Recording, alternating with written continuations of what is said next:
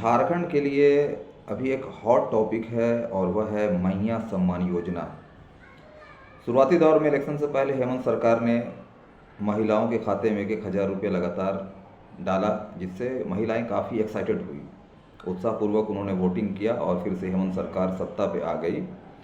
और सत्ता में आने से पहले उन्होंने घोषणा की थी कि जो नेक्स्ट बार जो मैया सम्मान योजना की राशि आएगी वो 2,500 की राशि आएगी।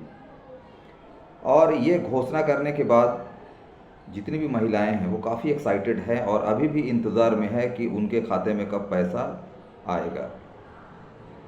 11 से लेकर अब तक 28 तक की घोषणा की गई है। इस बीच में जो महिलाएं हैं जिनसे मैं सीधे तौर पे मुलाकात किया हूं और उनसे जो मैंने पूछा तो उनका जो रिएक्शन था कि देखिए क्या होता है, हेमंत सरकार सिर्फ कहती है या करती है। कुछ महिलाओं का रिएक्शन ये था कि अब देने वाले नहीं हैं। कुछ महिलाओं से जब मैंने बात किया तो उन्होंने कहा कि ये सिर्फ एक लालच देकर सत्ता में आने का जो था वो प्लान था, क्योंकि लगातार जो है नियम कानून जो है वो चेंज किए जा रहे हैं मैया सम्मान योजना की राशि को लेकर। पहले ये नहीं कहा गया था, पहले ये कहा गया था कि आप जो भी महिलाएं हैं वो अप्लाई करें। जो कंडीशन लागू किए गए थे वो सारे डॉक्यूमेंट जमा करने के बाद वो पैसा जो है वो भेजना शुरू की थी सरकार। उस समय भी बहुत सारी ऐसी महिलाएं हैं जिनके खाते में ना पहले पैसा आया और ना ही अब तक आया है।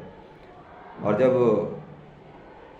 डीसी का ऑर्डर सामने आया, अखबारों में हमने देखा तो पता चला कि अब क्या है कि डॉक्यूमेंटेशन चेकिंग का वर्क चलेगा। अब जब ये चेकिंग का वर्क चलेगा तो उसमें बहुत सारी ऐसी महिलाएं हैं जो जिनकी स्थिति ठीक है, उनको ये राशि नहीं दी जाएगी। तो आधे से ज़्यादा ये जो है वो क्वांटिटी जो है वो ख़त्म हो जाएंगे। महिलाओं का कहना ये है कि ये पहले बोलना चाहिए था सरकार को। अगर हेमंत सरकार ये घोषणा पहले करती, क्लियर कर देती, तो हो सकता है कि हम लोग अपना डॉक्यूमेंट सबमिट नहीं करते। इतने सारे जो लोग लाइनों पे लगकर फॉर्म सबमिट करने के लिए अपना जो समय दिए वो नहीं देते।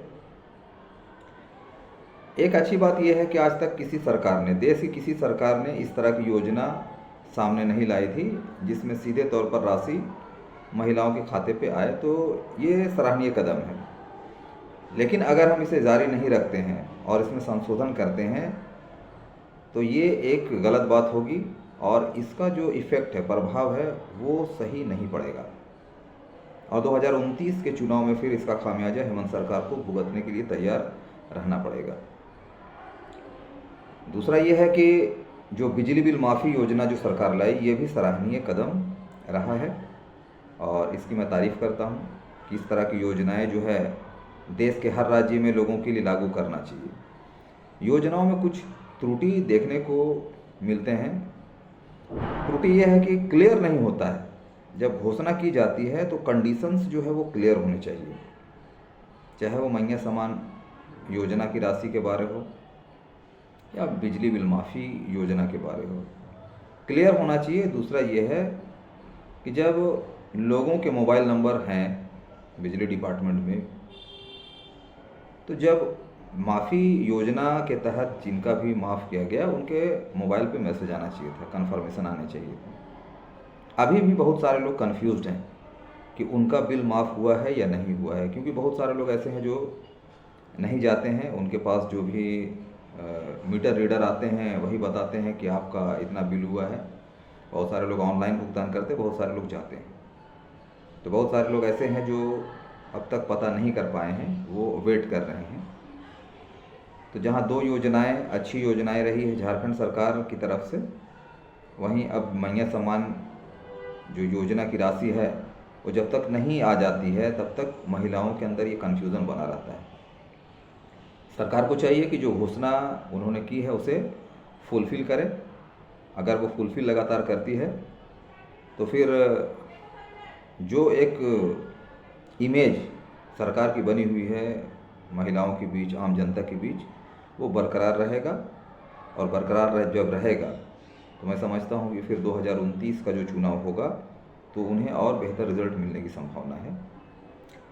नेक्स्ट जो एपिसोड रहेगा उसमें मैं बाकी और भी झारखंड में जो डेवलपमेंट की जो बातें हो रही है, कहाँ कमियां हैं, उस पर मैं ज़रूर फोकस करूंगा। तब तक के लिए जय हिंद, जय भारत।